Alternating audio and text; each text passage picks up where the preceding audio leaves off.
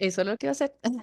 Les iba a contar que este espacio, si llegan a tener un problema con la conexión, si de pronto quieren después volver a ver este seminario, siempre lo grabamos y lo alojamos dentro de nuestro canal de YouTube oficial de Así Vamos en Salud. Ustedes buscan el seminario que se desean repetir. Como saben, este es el sexto de esta gran estrategia de participación ciudadana en salud llamada Salud en Facilito. Hoy hablaremos de usuarios a líderes, cómo hacemos este impacto social en salud. Y para este espacio justamente tenemos como invitado a Jorge García, que es el CEO fundador de la Fundación Retorno Vital. Pero antes, como siempre les digo, le voy a dar espacio a Ingrid Rivera, quien es nuestra coordinadora de participación ciudadana, quien les va a contar un poquito más de uno, dónde nace esto, dos, cuáles son las reglas de juego para este espacio. Y tres, también aprovecho para decirles que si tienen preguntitas, los dejen ahí en nuestro espacio de chat, que las vamos a estar leyendo al final. Las que no alcancemos a respondérselas, estaremos contestando por los diferentes medios, ya sea por correo. Ustedes saben que también les enviamos como las encuestas y demás, y también por las redes sociales, que algunas nos llegan por ahí. Entonces, Ingrid, te doy espacio. Alejandra, muchas gracias. Bueno, muy buenas tardes a todos y todas las personas que se encuentran conectadas en esta sexta sección de los seminarios en web de salud en Facilito.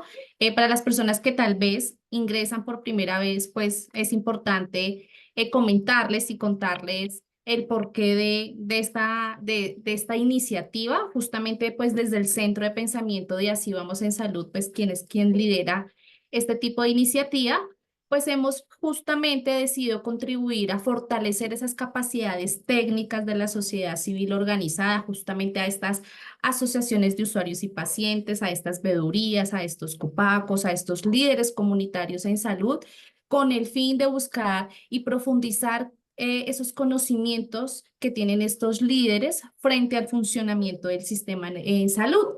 Y pues por esta razón hemos creado Salud en Facilito, justamente para poder involucrar a la sociedad civil organizada y también a los formadores de opinión a través de diferentes metodologías y herramientas donde queremos promover esa participación y también involucrarlos en que ustedes nos ayuden a identificar esas necesidades de información, pero también de formación, justamente relacionado al funcionamiento del sistema en salud.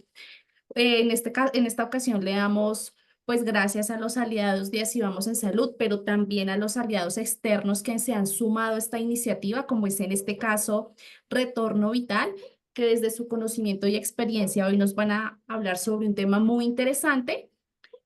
Por otra parte, como les comentaba Alejandra, a través del chat y como lo hacemos a través de todos los seminarios, al finalizar el seminario les vamos a estar compartiendo una encuesta de satisfacción, la cual nos ayudará a conocer como tal sus expectativas frente al seminario y nos va a permitir ajustar pues ese contenido para asegurar que la información que nosotros les estamos compartiendo a ustedes sea lo más relevante y útil posible para todos. Entonces, estén muy pendientes. También les vamos a enviar esta encuesta a los correos en dado caso que de pronto no les llegue a abrir por este chat. Entonces, ya en ese orden de ideas, esa sería mi intervención. Alejandra, muchísimas gracias. A ti, Ingrid, y a todas las personas que están ahorita, que cada vez nos llegan más. Y es que en este espacio, hoy, como les contaba, tenemos a Jorge García y él nos ha acompañado, de hecho, en los anteriores seminarios, pero como están ustedes desde el otro lado, escuchando, participando, enviando preguntas, y esta vez lo tenemos aquí en este seminario y él nos va a hablar a partir de su amplia experiencia en representación, orientación, veeduría y empoderamiento a pacientes y a sus familias con patologías crónicas y de alto costo. Entonces, Jorge, te doy el espacio, te cedo la palabra para que nos empieces a contar un poco más de este espacio, de este seminario. Bueno, a las dos, a Ingrid y a Alejandra, muchísimas gracias. A cada uno de ustedes que se han conectado el día de hoy, de verdad que me siento muy agradecido de que tantas personas quieran escuchar un poco de la experiencia de lo que hace una organización de pacientes, tal vez como las que ustedes representan, a un grupo de pacientes que, al igual que yo sé que cada uno de ustedes también ha hecho, y que pues precisamente una de las ideas de estar acá era poder contar un poco la experiencia de lo que ha sido la evolución de nuestro quehacer en la veeduría y en el control social en salud, de que se ha, digamos, planteado en esta idea de presentación. Yo no voy a querer con esto decirles a ustedes que la mejor manera de hacerlo es a través de lo que yo hago. Tal vez esto es una forma diferente. Me excuso, esta no es la presentación. Voy a dejar de compartir mientras les voy hablando. Eh, Solamente para decirles que yo no estoy aquí para decirles que lo que ustedes hacen está bien o está mal. La idea es que a través de ustedes sean quienes entiendan que hay unas maneras diferentes de hacer las cosas y de hacer incidencia en política pública. Cada uno tiene, como dicen nuestras abuelitas y nuestras mamás, cada uno tiene su manera de matar las pulgas. Y nuestra manera de matar las pulgas, o más bien de enfrentar las situaciones o problemáticas del sistema de salud, que no son nada diferentes a la que estamos viviendo ahora, que hemos vivido anteriormente. Esto no es nada nuevo para nosotros, sino es algo que permanentemente estamos enfrentando. Es que la Fundación Retorno Vital, desde sus inicios, siempre se ha preocupado por la generación de datos. Pensar que cuando en algún momento de hacer incidencia en política pública con algunos de los que están aquí en el auditorio, que me siento honrado que ellos me estén escuchando, sentarnos enfrente de un tomador de decisión en política pública y una frase contundente que llegó y nos dijo, porque yo me acuerdo que el discurso de nosotros era, es que a los pacientes no les están dando los medicamentos. Ojo, generalicé un concepto. Dije, es que a los pacientes no les están dando los medicamentos. Cuando el tomador de decisión en política pública me dice, Jorge, ¿cuántos de ellos efectivamente no están recibiendo tratamientos? Y yo me atreví a decir todos. Cuando él me dice, si yo puedo llamar a 3 o 4 de esta población y ellos me advierten que efectivamente sí están recibiendo los tratamientos, pues se caería su aseveración respecto a que los pacientes no les están entregando los tratamientos. En ese momento, como que mi cerebro entró en shock y dije, definitivamente tenemos que hacer algo para controvertir este tipo de discusión. Y lo segundo es que teníamos que ser tratados de la misma manera. Yo creo que a muchos de ustedes y a nosotros nos ha pasado que siempre dicen, es que los pacientes no saben. Hoy puedo decirles a ciencia cierta es que los pacientes sí sabemos y sabemos muchísimo. No solamente de nuestra condición de salud, sino también sabemos de lo que sucede dentro del sistema de salud. Y eso es un poco lo que quería contarles el día de hoy, cuáles han sido como esas dificultades y cómo las hemos podido enfrentar a través precisamente de la generación de datos. Y en el transcurso de esta intervención les voy a contar qué hemos hecho nosotros para reducir ese impacto negativo o reducir esas ineficiencias o inoperancia del sistema de salud. Y es que a partir de la evidencia es que pudimos construir y hemos ayudado a construir política pública. Y sabemos que cuando tenemos el dato y tenemos la evidencia, nadie la puede controvertir. Entonces, claramente, la incidencia en política pública y el poder realmente reposa es en quienes tenemos la evidencia. Y la única forma de generar evidencia es dialogando con la comunidad, creando herramientas tal vez tecnológicas que hoy las tenemos a la mano, pero que tal vez no sabemos utilizarla.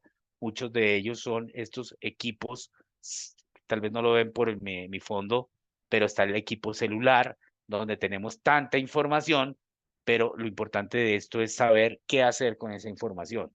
La incidencia en política pública y el poder del conocimiento se basa en la evidencia, en lo que nosotros conocemos, en el trabajo con nuestras comunidades, lo que nos dice el amigo, el que tiene la misma condición de salud, o que alguien nos refiere como líderes, nos refiere al papá, a la mamá, al tío o al hermano, que saben que nosotros conocemos del sistema de salud, y eso se convierte en un dato muy fuerte para poder articular con los diferentes actores del sistema. Entonces entendimos que la mejor forma de hacerlo era trabajando en red, trabajando en equipo. Esto no lo podemos hacer solos y hay formas de hacerlo, que al final, digamos, de mi intervención, quiero contarles cómo hemos logrado empezar a crear ciertas habilidades que seguramente para muchos de ustedes son conocidas y que hemos fortalecido dentro de nuestras capacidades de liderazgo, que muchos de ustedes tal vez se identificarán con esas habilidades, qué tan desarrolladas las podemos llevar y qué tanto nos falta por desarrollar, porque al final del día nosotros tenemos que aprender a ser líderes holísticos, que tengamos una idea muy general de todo. A nosotros nos retan todos los días a estar informados, estar capacitados, estar metidos dentro del día a día de las noticias en salud, porque todo lo que tiene que ver con salud es lo que más cambia en el tiempo, es el que más dinamismo tiene. Si hoy sale una resolución, seguramente la próxima semana sale un decreto y la siguiente semana o a los 3 días va a salir una nueva resolución que va a derogar a otra resolución, y eso va a generar mucha dificultad en la navegación del sistema de salud del paciente. Y el primer respondiente o la primera entidad a la que van a recurrir es a nuestras organizaciones o a aquellas personas que hacen el trabajo individual, a nuestra persona, para que les podamos resolver esas dudas respecto a lo que está sucediendo dentro del sistema de salud. Entonces, todos los días nos levantamos en pensar en cómo podemos cambiar o cómo podemos hacer para que se garanticen a todos los colombianos que tengan un acceso oportuno a los servicios de salud, que no tengan pérdida de continuidad, que cuando vaya un servicio de urgencias los atiendan con la priorización que se requieren. Y aquí es importante también reconocer que cada vez que vamos a urgencias, y esto es un tema que hay que educar a la comunidad, es que hay que hacer un famoso triage, que sabemos que cuál tiene mayor urgencia que otro, y a veces ahí hay un choque muy fuerte entre el usuario y el sistema, porque sabemos que un dolor nuestro puede ser superior, por ejemplo, a un accidente de tránsito. ¿Por qué? Porque es mi dolor, es lo que yo estoy sintiendo, pero resulta que el accidente de tránsito tiene una persona casi en estado de coma que requiere de una priorización. Todo esto es para contarles un poco que dentro de ese análisis de lo que nosotros hacemos dentro de la Fundación Retorno Vital y con otros líderes, yo hago parte de un movimiento que se llama Pacientes Colombia. Yo soy vocero de Pacientes Colombia y me encanta estar allí porque hay más de 196 organizaciones de pacientes, hay asociaciones de usuarios. Admiro mucho a los copacos porque hacen un trabajo de base comunitaria increíble, y creo que aquí lo importante de todo esto es que nos articulamos para aprender los unos de los otros. Vuelvo y les digo, yo no vengo aquí a decirles cómo se inventó la Coca-Cola, sino que es una forma de hacer las cosas, pero que seguramente les va a poder servir a ustedes para poderlo aplicar en su día a día, y de cómo cambiar un poco el discurso para hacer una mejor incidencia en política pública. Esto es algo que está sucediendo en este momento, que seguramente están inundados los medios de comunicación, las redes sociales, y es que efectivamente estamos viviendo, como en muchos años, una dificultad dentro del sistema de salud. Y esto no era nada diferente a lo que pudimos vivir nosotros hace 20 años atrás, cuando estaba el famoso Seguro Social, y muchos de los que están acá saben de lo que estoy hablando, cuando nos referíamos a la clínica San Pedro Claver, que luego se convirtió en la S. Luis Carlos Galán Sarmiento, pero todo el mundo conoce en Bogotá la famosa clínica San Pedro Claver, que a mi modo de ver, que yo la pude ver antes de la ley 100 de 1993, porque yo como paciente renal, trasplantado, odontólogo de profesión, que trabajé en el Seguro Social un tiempo, hice mis prácticas en un hospital público. Precisamente estaba escuchando de la Asociación de Usuarios del Erasmo Meos. Allá tuve la posibilidad de hacer unas prácticas con mi universidad, con la Javeriana. Entiendo muy bien, he vivido el sistema de salud como prestador, ahora lo veo como paciente, pero también ahora lo veo desde todas las aristas, porque para entender el sistema hay que meterse de lleno en él y entenderlo un poco más. Por eso la Fundación Retorno Vital, a partir de una situación particular que vivieron algunos pacientes del antiguo Seguro Social, se constituyó como una de las grandes organizaciones que pusieron sobre la mesa en discusión respecto a lo que sucedía en el sistema de salud. hablando inicialmente de pacientes renales y trasplantados, porque había una situación particular que se estaba viviendo en ese momento y era precisamente uno de los mensajes que quiero dejarles el día de hoy, es cómo nosotros nos convertimos en esos generadores de evidencia desde una problemática. Todos o las organizaciones de pacientes, los líderes sociales, todos los que estamos aquí reunidos, siempre nos mueve algo que es una problemática. Y la base precisamente de Retorno Vital, que aquí hay un pequeño resumen, se basó en una problemática, se las estaba mencionando.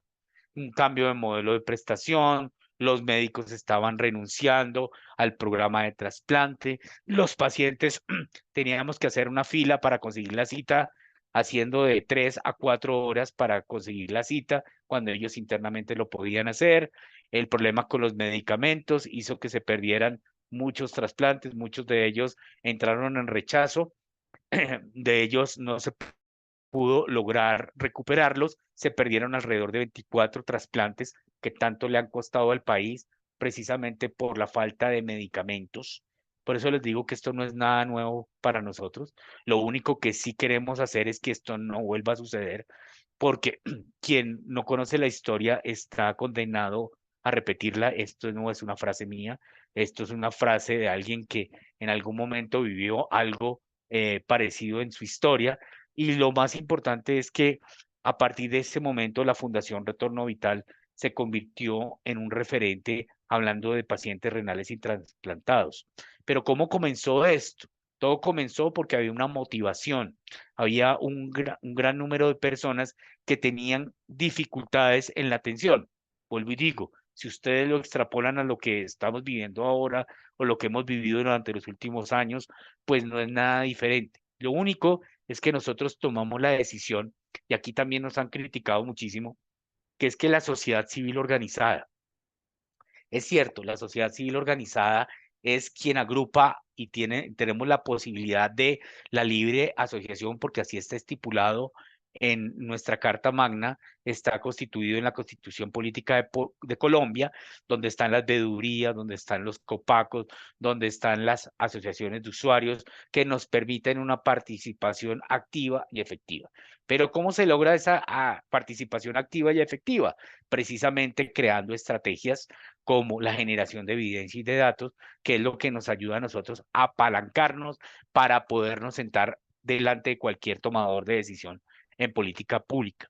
Entonces, cuando nosotros empezamos a hacer esa incidencia en ese momento en el Seguro Social, nos dimos a la tarea de hacer una investigación de todo lo que estaba sucediendo. Por ejemplo, la salida de los médicos. ¿Cuál fue la causa de la salida de los médicos?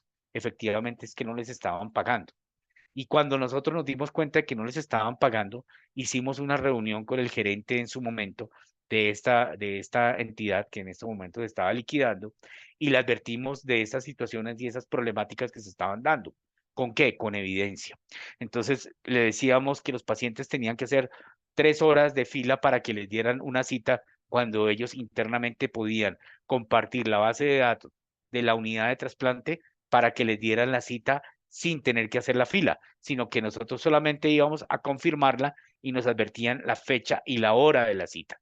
Hoy eso ha cambiado muchísimo y siento que aportamos muchísimo para ese cambio en lo que se ha venido transformando en nuestro sistema de salud. Hoy recibimos un mensaje de texto donde nos dicen efectivamente que la hora y la cita y el médico donde nos van a atender, todo eso nos llega a través de los datos, evidencia, generación de evidencia. Yo veo muchas personas que llegan a reclamar un medicamento y le muestran al regente de farmacia o al auxiliar de farmacia, le dicen, mira, aquí está el número de mi autorización.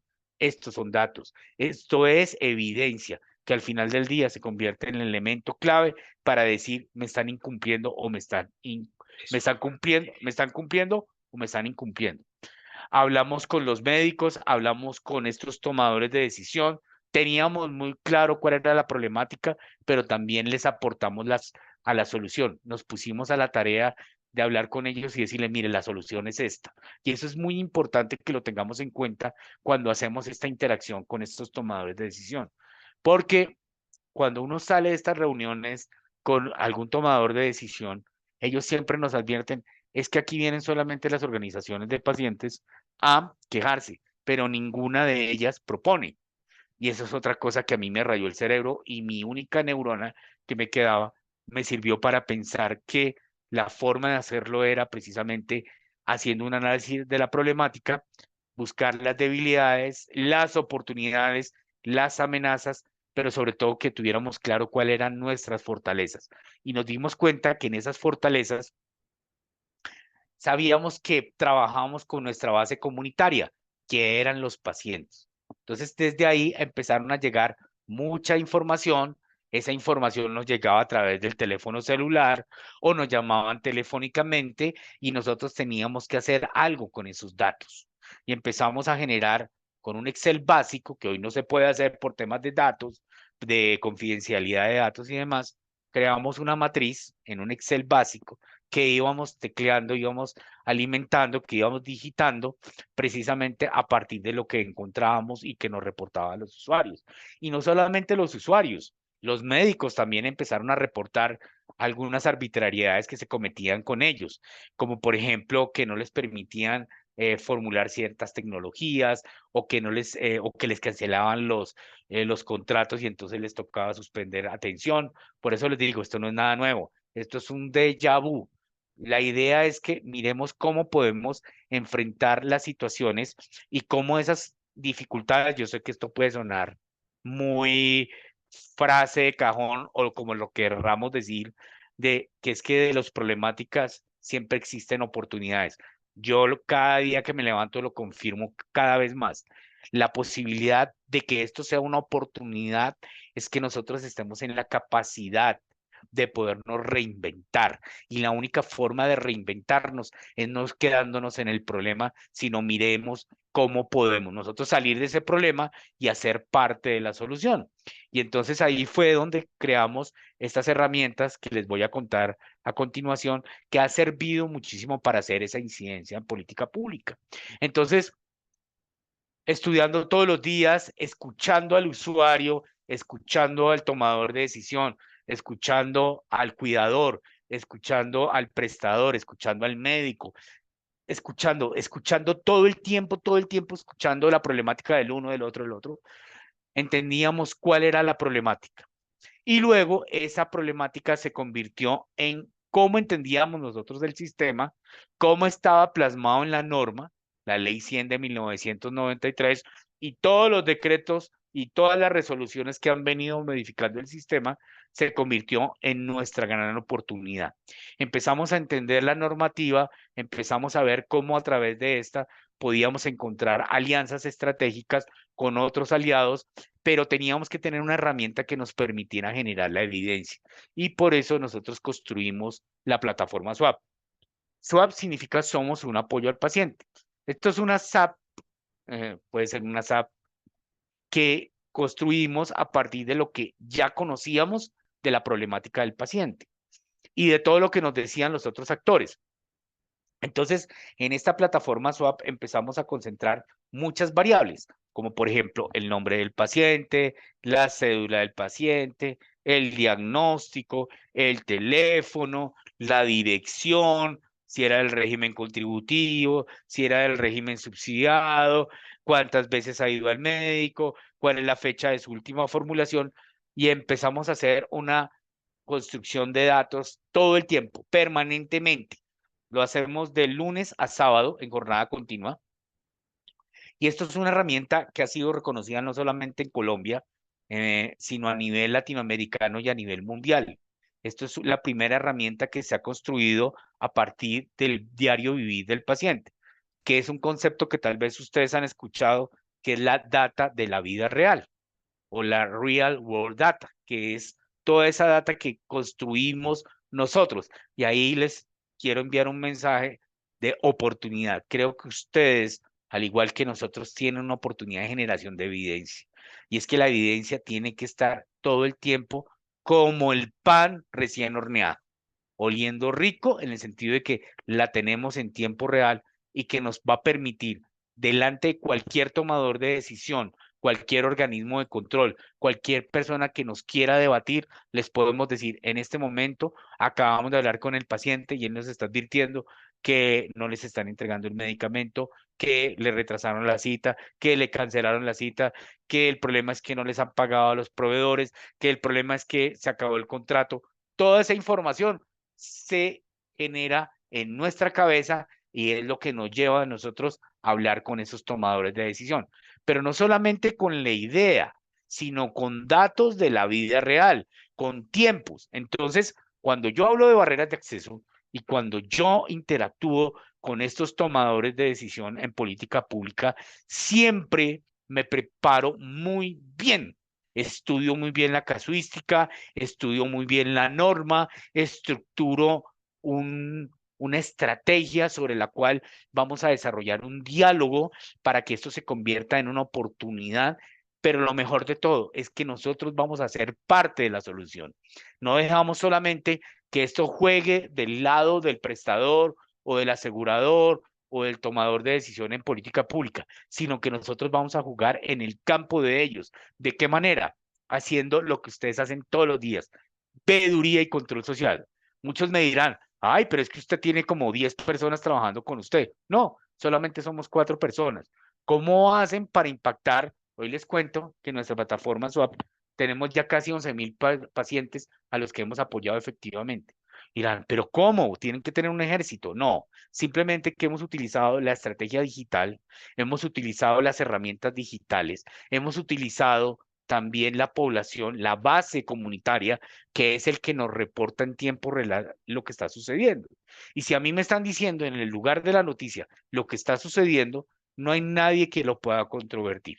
Entonces, eso es un llamado muy importante de atención, porque a veces nos cansamos, a veces nos agotamos, o a veces nos sentimos como que vemos que como que no tenemos los elementos para hacer la incidencia efectiva y resulta que la tenemos a la vuelta de la esquina, sino que no sabemos cómo utilizarla.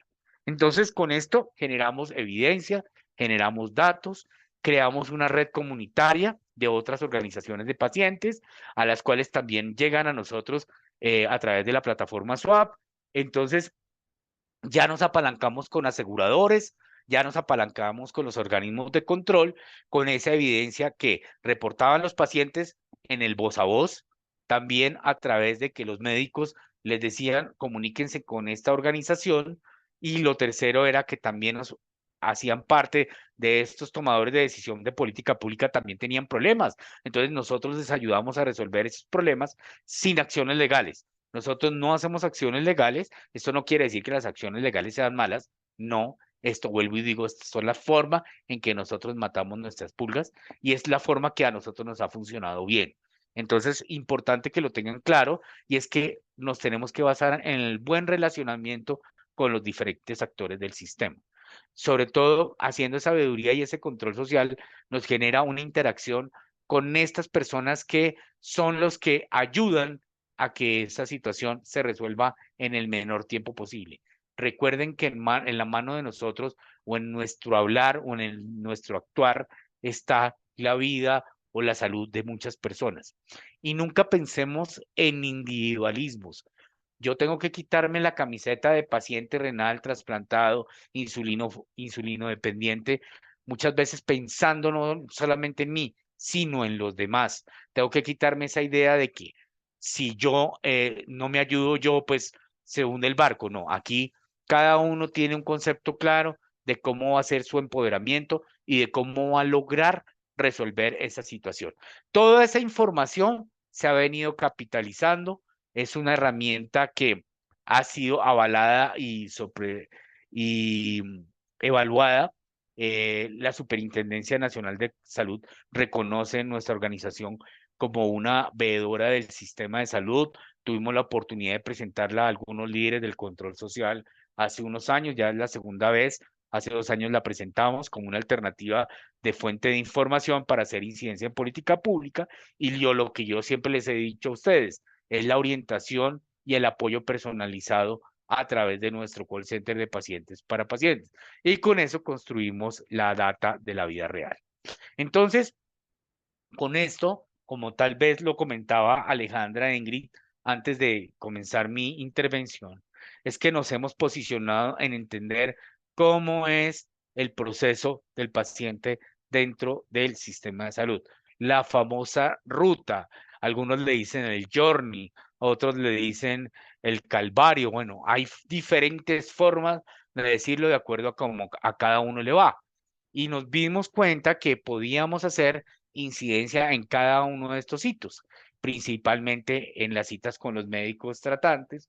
Nos dimos en la tarea de hablar con las sociedades médicas y científicas para ofrecerles la oportunidad de trabajar conjuntamente para mitigar un poco la carga administrativa que en ellos recae y que ha recaído durante mucho tiempo, el que el paciente sea formulado por este médico y que el paciente en la siguiente control simplemente le diga, doctor, nunca me entregaron el medicamento, el deterioro de su condición de salud recae también sobre el médico tratante, porque el médico es el que está de cara al paciente y es el paciente quien tiene confianza en la prescripción o en el tratamiento de este médico, y si no logra el tratamiento, la única información que puede dar el usuario es que ese médico es muy malo.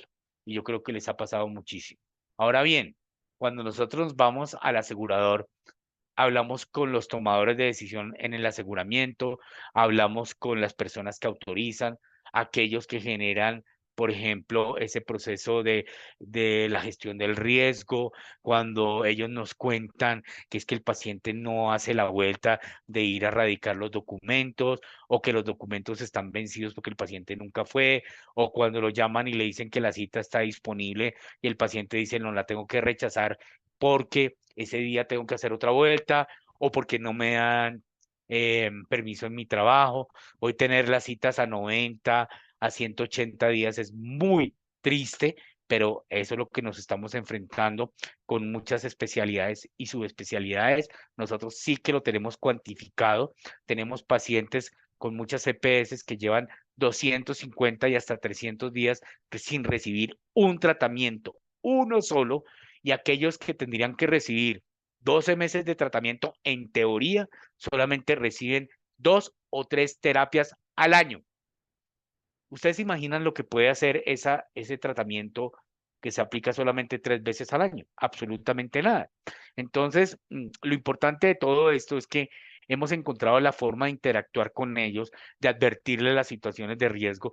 Ellos también nos cuentan los dolores, entonces nosotros nos convertimos como en ese eje de conectividad con los diferentes tomadores de decisión. Entonces el asegurador nos dice, es que imagínense que el gobierno no nos ha pagado, entonces uno va al prestador y el prestador dice, es que la EPS no me ha pagado, uno va al paciente y dice, es que no me da la cita la EPS, entonces nosotros les tenemos que advertir, es que el que da la cita no es la EPS te autoriza y te direcciona, pero el que tiene que dar la cita es el prestador. Entonces, digamos que hay un poco de confusiones que nosotros sí estamos llamados a advertirle al usuario o al cuidador sobre cómo navegar en el sistema y de cómo ser efectivos a la hora de utilizar el mismo, no abusar del sistema.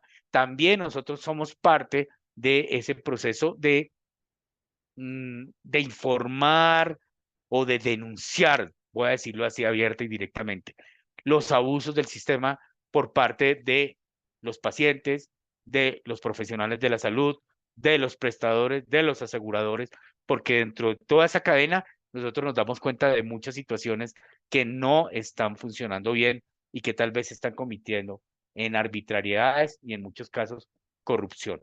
Entonces, eso es muy importante que hagamos un análisis de toda esa información, vuelvo otra vez al dato, a la evidencia, a los datos duros, que son los números, los tiempos, pero también lo cuantitativo que nos cuentan los usuarios, lo que están viviendo, el tener que transportarse 3 o 4 veces, que eso le puede costar a un paciente 350.000 pesos, dependiendo del lugar donde viva, que si esta familia tiene que abandonar a sus hijos porque tiene que ir a una ciudad capital para poder atenderse. Todo eso se convierte en una evidencia y en una casuística. Muchas veces nos critican, es que ustedes solamente hablan del uno a uno. Claro, es que si uno no habla del uno a uno, no puede crear datos de la vida real, porque se convierte en que, vuelvo y digo, no a todos les pasa. Hay muchos pacientes que les va muy bien dentro del sistema. Hay EPS que están funcionando muy bien. Hay gente que no se queja del sistema y le va bien.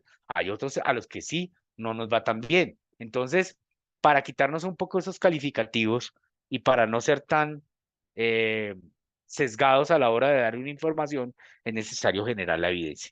Y aquí viene, pues cada uno de estos hitos se convierten en una oportunidad para que nosotros nos convirtamos en eje de unión, en eje de conexión, en eje de generación de datos. Entonces, la plataforma Swap claramente lo que hace es precisamente mi equipo, lo que hace es revisar la información que nos lleva a través de la plataforma.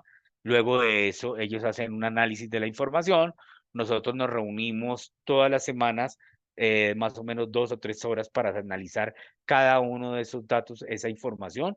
¿Eso para qué lo hacemos? Primero, para poner en contexto cómo está la normativa hoy, qué tanto podemos aplicar, cómo podemos buscar la solución, a través de quién buscar la solución dentro de todo ese directorio de stakeholders con los que nos podemos apalancar para poder dar una respuesta. Y luego de eso, pues mi equipo lo que hace es llamar nuevamente al usuario para confirmar los datos que está allí registrados en nuestra plataforma, amplían la información, mucho más de la que ya tenemos. Esa información se convierte en un dato cualitativo y cuantitativo, que en el cuarto punto lo que hacen ellos es remitirlo al responsable o a quien tenga sus veces de dar una respuesta de fondo o de solución a los casos que nosotros estamos reportando. Con una construcción muy ordenada, vuelvo y les digo, son más de 60 ítems que nosotros tenemos que resumir más o menos en una cuartilla, en un resumen ejecutivo de lo que está sucediendo con el paciente. Entonces, ahí ellos se convierten en pacientes expertos. Entonces, yo ya sé cuál es el nombre del médico tratante, cuál es la IPS que le tiene que suministrar el medicamento o dónde lo deben atender, cuál es el nombre del gestor farmacéutico, cuándo fue la fecha de la última formulación, cuántas veces ese paciente ha tenido que ir a una reformulación, cuántas veces le han dicho que no está disponible el medicamento, qué le han dicho al paciente, si le dicen que es que el medicamento está desabastecido, entonces nos informamos, revisamos la trazabilidad, efectivamente el medicamento está desabastecido o es que no está disponible, entonces le hacemos saber al paciente que una cosa es estar desabastecido y otra cosa es estar no disponible. Entonces, todo eso para contarles un poco que todos los días nos preparamos cada vez más, nos vamos informando más, si no lo sabemos, llamamos a un grupo de amigos, nos vamos fortaleciendo y vamos cohesionando mucho más nuestro trabajo articulado. Ahí empezamos a ver complejidades, empezamos a ver que para nosotros un paciente que nos llama en una unidad de urgencias, que lleva 3 días, que le están esperando una remisión para un nivel de complejidad mucho mayor para atender, por ejemplo, un drenaje de un absceso o porque tiene un aneurisma que debe ser intervenido rápidamente. Entonces, todo eso se convierte para nuestro equipo en una oportunidad para revisar cómo es este triage que nosotros también hacemos. Cuando hablamos de triage, quiero que quedemos muy claro, no es que lo tuyo no sea importante, lo que pasa es que puede tener como una prioridad 2 o una 3, dependiendo de la complejidad. Si hay un alto compromiso de vida, pues nosotros sabemos también a cuál tenemos que darle esa priorización. Pero en tiempo, les puedo decir que la prioridad para nosotros, máximo un día o día y medio, el paciente ya tiene una respuesta de parte nuestra para dar una respuesta efectiva a su necesidad. Eso es un poco lo que yo les decía, mire, ya estamos llegando, esto fue el 11 de septiembre de 10.973 casos, es bastante significativo. Esta es la foto de la plataforma con la cual nosotros apalancamos esa información. Y todo esto para mostrarles que esto se convierten en estas gráficas, estos informes. Nosotros podemos saber cuál es la edad o el género que más nos reporta. También podemos saber cuál es el número de casos por EPS, cuáles son las EPS que más reportan dificultades en el acceso, cuál es el régimen de afiliación, cuáles son por georreferenciación, cuántos pacientes nos reportan ya sea anual, semestral, bimensual, y eso también es una oportunidad para hablar con estos aseguradores, con quienes les cuento que venimos haciendo un trabajo articulado, mes a mes nos sentamos con ellos a evaluar esa casuística que les reportamos, pero también les aportamos ideas para mejorar y muchos de ellos de verdad la toman de una muy buena manera para que esto se convierta en una oportunidad. Esto es un poco del informe del año 2023. Voy a ver si puedo cerrar aquí, son 1.300 58 casos que recibimos y aquí nosotros pudimos hacer un análisis desde enero hasta diciembre del año 2023, donde veíamos que fluctuaban mucho los casos, pero más o menos en promedio estaban entre los 90 y 180, casi 200 casos que recibíamos mensualmente, con un grupo que ahorita al final de la presentación les voy a mostrar quiénes son. También lo sabemos cuántas barreras de acceso, porque en la plataforma se puede reportar por el número, por el tipo de barrera, eso lo reporta el usuario, ¿sí? Nosotros lo único que hacemos es simplemente organizar la información y con esa información se remite al responsable, al organismo de control, a la EPS, a la IPS, a quien haga sus veces para dar una respuesta de fondo. Por ejemplo, la segunda barrera, la demora en la entrega de medicamentos. Pero lo que les decía, las citas con médicos especialistas es hoy la principal barrera. Y si nosotros vamos a los informes que saca la superintendencia, que estaba viendo, por ejemplo, el último semestre, en la página de la superintendencia, no era nada diferente a lo que les estoy mostrando en este momento, en el año 2023, que no es nada diferente, no ha cambiado para nada, ni que la entrega de medicamentos sea la primera, sino es la demora en en las citas con médicos para la continuidad de los tratamientos y de validar cómo está nuestro estado de salud. Aquí lo podemos ver por grupos de edades. Es un poco el resumen del año 2023 de grupos de edades desde de los 0 años. Aquí lo tenemos del 1 al 10, pero lo podemos tener hasta más de 90 años. Y es una población muy vulnerable. Si ustedes se dan cuenta, es donde está la mayor concentración de los casos, están en adultos jóvenes, pero más en adultos mayores. ¿Y quiénes son los que más nos reportan? Las mujeres. Es algo muy interesante. Toda esta información se las muestro para que ustedes vean que todo esto tiene una caracterización, todo esto tiene un orden secuencial, toda esta información se convierte en un elemento básico para generar evidencia. Tenemos más reportes del régimen subsidiado que el régimen contributivo, pero también el régimen especial hoy ya ha empezado a reportar dificultades en el sistema de salud. Toda esta información se va catalogando, se va generando en el tiempo y podemos revisar en el año 2023 cuáles fueron esas EPS del régimen contributivo que mayores reportes nos hicieron los usuarios. Entonces aquí podíamos ver que la nueva EPS, Sanita, Sura y demás, que es el reporte de la vida real. Aquí lo podemos ver por el régimen subsidiado, cuáles son las EPS con mayor reporte. Entonces aquí hay un gran cabeza a cabeza con muchas de las EPS que están intervenidas, pero bueno, esto no es el punto de la conversación de hoy, solamente para contarles que con esto podemos decir efectivamente cómo es el comportamiento de estas EPS. Lo segundo es también por el tema de georreferenciación. Si ustedes se dan cuenta, se reportan más desde las ciudades capitales, Bogotá, Valle del Cauca, pero todo esto se lo reportamos al organismo de control, a las EPS, a las IPS, quienes tengan la responsabilidad de dar una respuesta. Luego de esto, pues también lo podemos categorizar por grupos de enfermedades, donde vemos enfermedades autoinmunes, metabólicas, cardiovasculares en un gran número. Tenemos enfermedades oncológicas, hematoncológicas, enfermedades huérfanas, entre muchas otras, que nos ayudan a generar ese diálogo con esos tomadores de decisión. Ya hoy se tiene en cuenta, así como se tienen en cuenta las PQR generadas por la Superintendencia Nacional de Salud, así como las de la Defensoría del Pueblo, también los casos de retorno vital hoy ya son fuente de información para muchos de estos tomadores de decisión en política pública. La categorización de las enfermedades, eso es un poco el resumen de lo que tenemos en la plataforma, y todo este reporte de datos nosotros lo hacemos de manera sistemática, permanente y continua a los organismos de control, como se los he mencionado. La generación de evidencia es algo que nosotros y mi equipo todo el tiempo está refrescando en la plataforma, pero también está refrescándolo con el paciente, educándolo, orientándolo, guiándolo para que esa situación que se está presentando no se vuelva a presentar. Por ejemplo, lo que más nos dicen los pacientes, que imagínense que el medicamento que me tenían que entregar en el mes de julio, me lo están entregando hasta ahora en septiembre. Entonces uno le dice, mire señor, no le están entregando lo del mes de julio, le están entregando lo del mes de septiembre. Y la pregunta que a todos nos hacen, ¿y el medicamento que nos entregó en julio, qué pasa?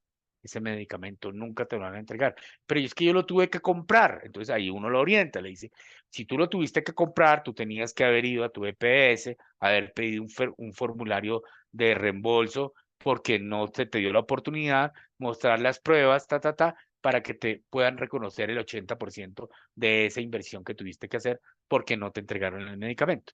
No, es que me lo prestó un amigo. Probar que un amigo se lo prestó es muy difícil. Entonces, lo que nos dicen los aseguradores es, con esta situación, Jorge, lo único que podemos decir es que te entrego lo que tienes vigente. Y entonces el paciente va a pedir nuevamente su cita para el control. Ya vieron cuál es la principal barrera, ¿no? La demora en las citas con médico especialista. ¿Cuánto está más o menos en promedio hoy de acuerdo a lo que estamos viendo en el sistema de salud? 90 días.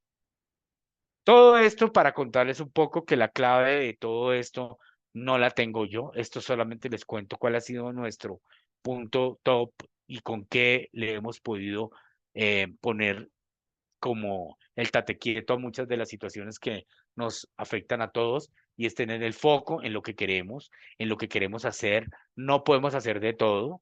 Tenemos que saber que nuestra fortaleza, y el DOFA nos lo decía, está en esto, en esto, en esto, y nos enfocamos en hacer eso, porque si nos dispersamos, empezamos a perder fuerza. Ser constantes y persistentes en lo que hacemos. Siempre, nunca perder de foco lo que queremos, el objetivo. ¿Qué nos impulsa a hacer esto? Eso siempre, todos los días, mi equipo y yo nos levantamos preguntándonos cuál es nuestro objetivo, qué nos motiva a seguir haciendo esto. Y les puedo decir que cuando apenas abrimos nuestra plataforma y vemos 5, 10, 15, 20 casos que nos acaban de llegar, la respuesta está muy clara.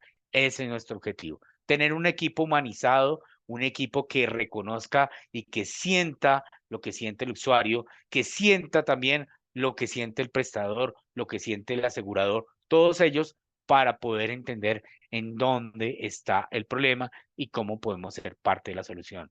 Tener personas jóvenes es una idea.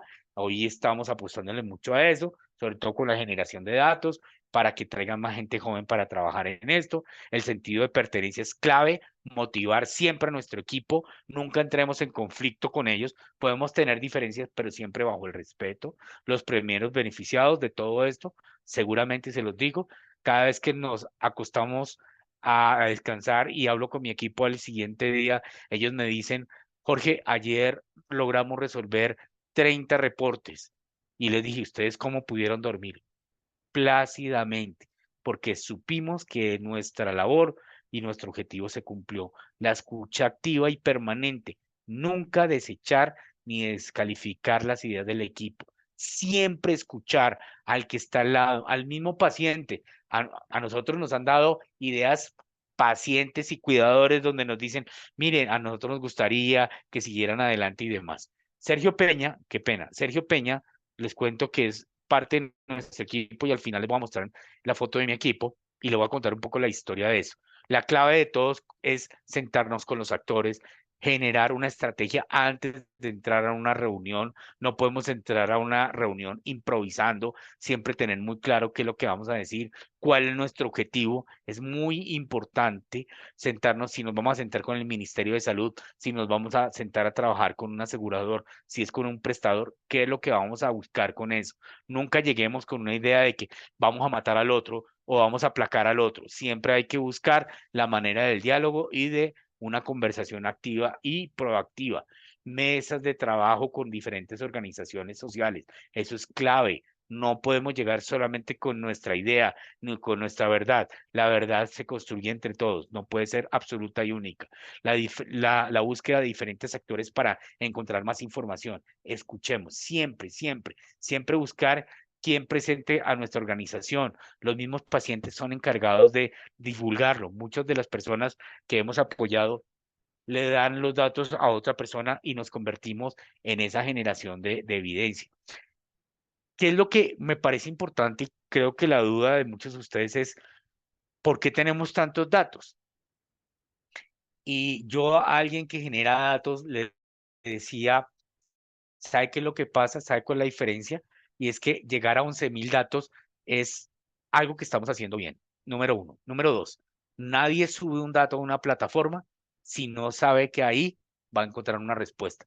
Y ahí viene el trabajo del equipo. Y es que si la gente busca tu liderazgo, tu organización, ellos tienen que recibir eso que ellos están buscando inmediatamente o en un tiempo muy corto, porque de lo contrario se empieza a generar pérdida de credibilidad y llegar a 11.000 datos cuando en el primer año solamente logramos recibir 357 casos y hemos venido creciendo de manera sistemática, pues algo hay que trabajar en eso. Entonces, las habilidades duras creo que es la clave de nosotros, que es todos esos conocimientos y habilidades que todos los días empezamos a generar, pero también los datos duros, esa generación del discurso con evidencia, con datos, con seguridad de lo que estamos diciendo, porque hemos hablado con el usuario, el conocimiento debe ser porque vivimos el día a día, porque tenemos una condición de salud.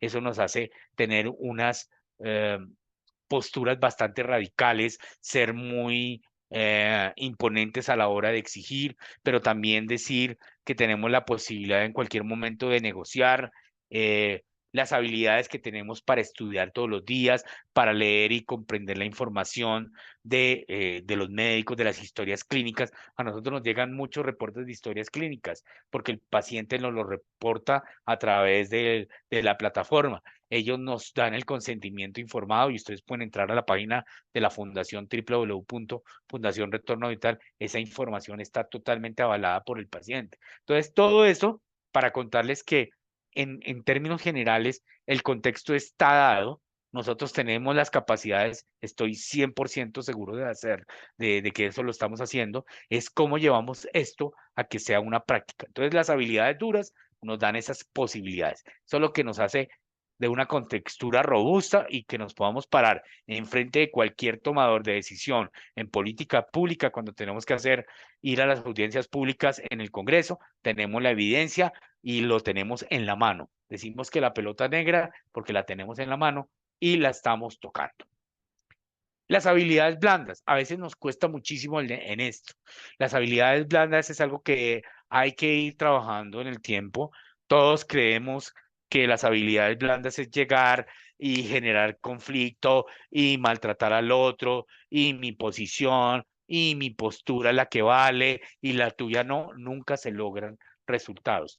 Creo que las habilidades blandas es algo que se tiene que ejercitar muchísimo, es algo que tenemos que poner en práctica y esto de las habilidades blandas se basa precisamente en esas relaciones interpersonales y la base para nosotros ha sido escuchar primero y luego controvertir con la evidencia y con los datos y hacer parte de ese proceso de la comunicación efectiva, la empatía, la toma de decisiones basadas en la evidencia, aportar, ser resolutivos, decir, mire, estamos aportándole, ahora usted qué me va a aportar a mí y ser siempre proactivos, dinámicos, nunca dejar eso en manos del otro sin hacerle un seguimiento. Eso es lo que nos hace a nosotros poderosos, las relaciones interpersonales, la interacción con el uno, con el otro. Todo esto se aprende con la experiencia. Yo les puedo contar con algunos líderes que son referentes para mí, con ellos veía efectivamente lo que yo no debería hacer, sino esas habilidades duras que se pasaban de lo duro a lo extra duro, sino que fuera tal vez muy equilibrado a la hora de interactuar. Y la única forma de hacerlo era con la evidencia. Yo puedo ser duro, no siendo grosero ni altanero, sino con el dato, con la evidencia. Con eso creo que hemos hecho el cambio significativo y por eso es que hemos logrado tener el reconocimiento a nivel político, institucional, hemos hecho parte de la construcción de la política pública y eso nos ha llevado precisamente a que todo lo que les acabo de contar se convirtió para nosotros en una oportunidad para hacer ese trabajo de una manera mucho más eficiente, mucho más colaborativa. Los tomadores de decisión en política pública reconocen el trabajo de la Fundación Retorno Vital, hoy enfrentándonos a una reforma a la salud que tiene muchas cosas positivas, hay otras que no son tan positivas y que es necesario que seamos escuchados. Por eso es importante que los tomadores de decisión en política pública escuchen la experiencia nuestra de cada uno de ustedes que están ahí para que efectivamente no entremos en este conflicto. Y con esto simplemente quería cerrar Este es mi gran equipo de trabajo. Miren la cantidad de personas que somos. Nicolás es nuestro gerente de proyectos. Nelly, Sergio y Elizabeth son nuestros profesionales de apoyo a pacientes. Cada uno de ellos tiene una condición de salud. Hablo precisamente de Sergio Peña. Sergio es uno de los pacientes trasplantados más antiguos en Colombia. A él lo conocí precisamente en el Seguro Social.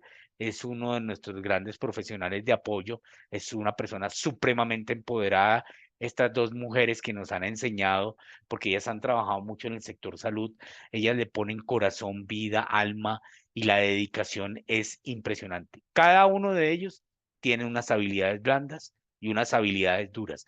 Y el éxito de todo lo que hemos logrado y tal vez lo que nos hace falta por lograr está basado en este equipo de trabajo, no en mí. Yo solamente cuento una historia, no solamente tengo otras dos mujeres que trabajan conmigo, que es nuestra revisora fiscal y nuestra contadora, que hacen que nuestra organización sea transparente, que tenga todo bajo la estricta normativa y que todo lo que hagamos con nuestros recursos sean precisamente para impactar a la población. Y hay unas fuentes de evidencia que nos dicen que efectivamente eso es lo que estamos haciendo, cambiando la vida, aportándole al sistema de salud y que esa sostenibilidad del sistema sea a largo plazo, no solamente para nosotros como individuos, sino para la comunidad en general. Y con esta me despido contándoles que, pues, como decía Albert Einstein, el aprendizaje es experiencia. Todo lo demás es información. Entonces, quería contarles esto como algo que pudiera servir, tal vez, dentro de su quehacer, dentro de su día a día. Y me tomé una hora exacta, mi estimada Alejandra y equipo, y así vamos en salud. Espero que todo se haya podido entender. Y si no hay preguntas es porque definitivamente nadie entendió y podemos repetir en una próxima oportunidad, Alejandra e Ingrid. Ay, querido Jorge, muchas gracias por el espacio, por el conocimiento. Lo contrario, tenemos un montón de preguntas, pero más son los mensajes que le agradecen por la información. Les encantó la charla, el espacio, eh, pero son muchísimos realmente. O sea, estoy mirando se me está moviendo el feed de el chat, mejor dicho. Entonces, pero sí, o sea, es que estoy tratando de bajarlo para encontrarlas todas, pero solo veo cómo se van moviendo. Primero me preguntan si pueden acceder a la presentación. Por ejemplo, por acá me dicen que si pueden acceder a la presentación. Entonces, ¿estás muteado, querido Jorge, por si acaso? No, no, no, es que yo hablo solo. No, claro, claro que sí. Yo compartí con ustedes la presentación, ahí Ujú. está. Más que la presentación, es lo que ustedes escucharon el día de hoy. Vuelvo y les digo, el trabajo que yo he hecho y mi equipo ha hecho está basado en la constancia, en la persistencia. Todo el mundo al principio me miraba así por encima del hombro y decía, venga, ¿y este man qué viene a hacer acá? Yo decía, espérense, espérense unos añitos más, espérense. Y aquí vamos. No he construido todavía sino las bases. Aquí empieza a construirse la fortaleza, el trabajo, el conocimiento. Quiero dejarles este mensaje. Acuérdense que la representación no la hacen el que yo diga que represento, sino los números de a quién representamos. Es muy fácil decir, yo represento 10 millones de personas. A ver, te conoce tu mamá, tu papá, los vecinos, los del barrio y nadie más. Y eso es válido, pero hay que decirlo abierta y directamente. Son 300 personas. No les dé miedo, pero Ujú. representen comunidad, no se representen a ustedes solas. Es verdad, Jorge, muchísimas gracias. También aprovecho para hacerles una cuña y es que también encuentran parte de parte no, la información a través de la página de Retorno Vital. Entonces los invito a que también ingresen, es www.fundacionretornovital.org y ahí también encuentran todo lo de lo cual nos estuvo hablando hoy Jorge, igual también en lo que necesiten somos puente de comunicación. De verdad, muchas gracias a las personas que nos están escribiendo en este momento. Son bastantes las preguntas, entre ellas, bueno, voy a coger una acá al azar porque es que estoy moviendo el chat, y entre los agradecimientos también nos aparece por normativa, ¿cuántos días debe durar un código de autorización de servicio con especialista? Muchas gracias. Oye, esto ya se Está bien convirtió profunda. en barrera, sí, en barreras. No, mira, un código de autorización de una fórmula médica vence en el momento en que la fórmula médica fue ordenada. Si el médico ordena por 30 días y los 30 días se cumplen, digamos que me formuló el 1 de enero, se vence el 30 de enero. Si tú vas el 1 de febrero, ya la orden está vencida. Y ahí es cuando te dicen, ay, su fórmula está vencida. Tienen que volver a pedir la cita con el médico para que le actualice. ¿Les ha pasado? Aquí están diciendo que sí. Y mucho. Sí. Dice, ¿cómo puedo? Gracias, no sé. Sí, sí, Ok. sí, parece que sí. Y ahí están escribiéndonos, sí, sí, caritas tristes además, claro. Sí, es triste. Sí, sí, sí les ha pasado. Entonces, sí siguen moviéndose. Pero Sí, yo esto sigue. aprovecho, querido Jorge, para darte los agradecimientos, no solo por parte de las personas que están acá conectados con nosotros, sino también por parte de Así Vamos en Salud por haber aceptado este espacio. Nos escriben acá muchísimo, nos dicen, Mauricio Peraza dice, un compartir de conocimiento de óptima calidad, claridad, súper buenísimo. Por acá José Sierra, muchas gracias, bendiciones. Julia Morales, excelente, gracias. Felicitaciones, que labor tan maravillosa. Gracias también porque fue un buen aprendizaje, dice Ana Elvia. Excelente presentación, muchas gracias, bendiciones. Muy importante. Sí, recuerden, la grabación va a quedar en el canal de YouTube de Así Vamos en Salud. Ustedes ingresan y ahí encuentran todos los seminarios. Este es el sexto, ahí lo van a encontrar. Seguro lo van a encontrar. También Ingrid les estuvo compartiendo por el chat el link para, para también hacerles llegar los certificados de la participación de este seminario. Por acá nos dicen, bueno, nos escriben mucho que gracias. ¿Sabes qué, Vilma Alejandra? Mocauca, señor. Quiero contarte una cosa. Imagínate que cuando yo las escuchaba, cuando tú dijiste, yo estaba sentado allí, aquí en el chat, yo decía, "Ah, eso es pura carreta, eso de que es que hay muchos conectados, eso simplemente es puro marketing, eso es para que la gente". No, la verdad es que sí, veo demasiada gente acá, es Sí, es impresionante. que a mí no me Usted- creen. Los ven es cuando ya están los mensajes y empiezan a ver que el suyo quedó en el Sí, 70.